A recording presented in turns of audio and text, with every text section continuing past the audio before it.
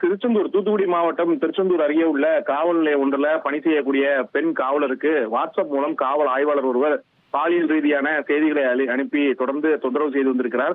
இந்த பாலியல் ரீதியான செய்திகளுக்கு அவர் பதிலளிக்க மறுத்ததை தொடர்ந்து பல்வேறு பணிச்சுமைகளை கொடுத்ததாகவும் கூறப்படுகிறது. இந்த நிலையில அந்த பெண் காவலர் தற்போது சிங்கப்படை காவல்துறையின் புதிய அந்த சிங்கப்பெண் திட்டத்திற்கு மாற்றம் செய்யப்பட்டுள்ள சூழலும் கூட அவரை பணிமாறுதல் கொடுக்காமல் தொடர்ந்து பாலியல் ரீதியான தொந்தரவுகளும் பல்வேறு பணிச்சுமைகளும் கொடுத்து வந்த நிலையில தற்போது இந்த சம்பவம் தொடர்பாக அவர் பெண் காவலர் அவரது கணவரிடம் தெரிவித்திருக்கிறார்.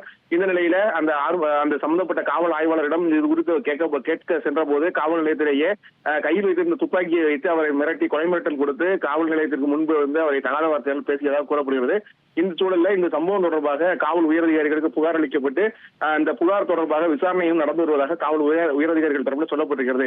அதாவது பாலியல் ரீதியான பிரச்சனைகள் உள்ளிட்டவைகளை தடுப்பதற்காக அமைக்கப்பட்ட அந்த சிங்கப்பெண் திட்டத்திற்காக பணிமாறுதல் கேட்ட பெண் காவலரிடமே இது போன்ற சம்பவம் நடைபெற்றிருப்பது ஒரு பெரும் அதிர்ச்சியை ஏற்படுத்தியிருக்கிறது.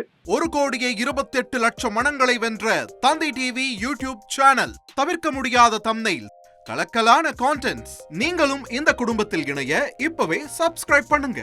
அசுரபலம் கொண்ட எங்கள் டிஜிட்டல் கரங்களில் உங்கள் விளம்பரங்களை சேர்க்க வாட்ஸ்அப் பண்ணுங்க. 8939888378. Email advttv@dttv.in.